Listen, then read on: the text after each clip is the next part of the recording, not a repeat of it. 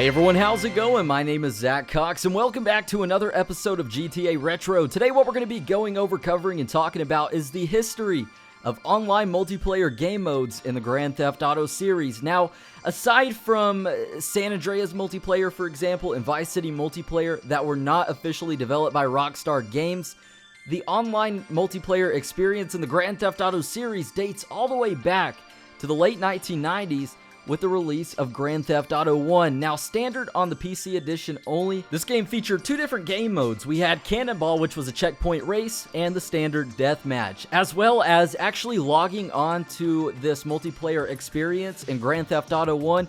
It required a little bit of work. You actually had to manually identify your own IP address as well as everyone else that you were playing with to actually join up with them. So, unfortunately, it wasn't just a button you press and you're in an online lobby like we are familiar with today. And moving on to Grand Theft Auto 2 a few years later, this actually worked the same way. It remained unchanged, except for the fact that we had an extra game mode with this game known as Points, where you basically go around collecting points and money and trying to get more than everyone else. Now, moving on to Grand Theft Auto 3 in 2001, the online multiplayer experience was actually scrapped during this game's development. It unfortunately never made it into the final version of the game. However, we can still access textures and code, kind of giving us an insight on what this experience would have been like within the GTA 3 game files. We can see different game modes such as Capture the Flag, Deathmatch, and many other very cool features that at the time would have been revolutionary for this game.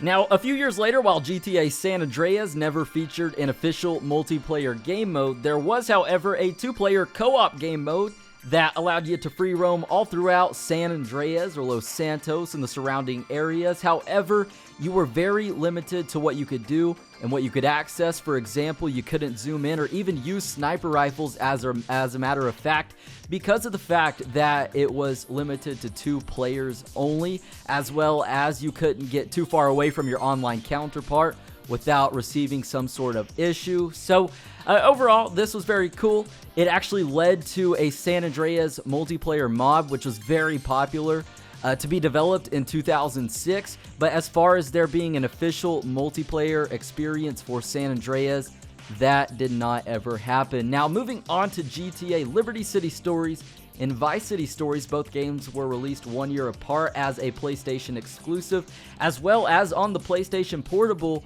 there was a 6-player Wi-Fi game mode available for both of these games, featuring, I believe, 7 different game modes to access and use within this game on the PlayStation Portable only. So that's very cool, and this leads us to Grand Theft Auto 4. Now, before GTA Online was released, this was the most developed multiplayer experience in the Grand Theft Auto series. However, looking back, we were actually pretty limited to what we can do as far as character customization goes, car customization goes, as well as it was basically just an open world free roam. That's all there was in this game.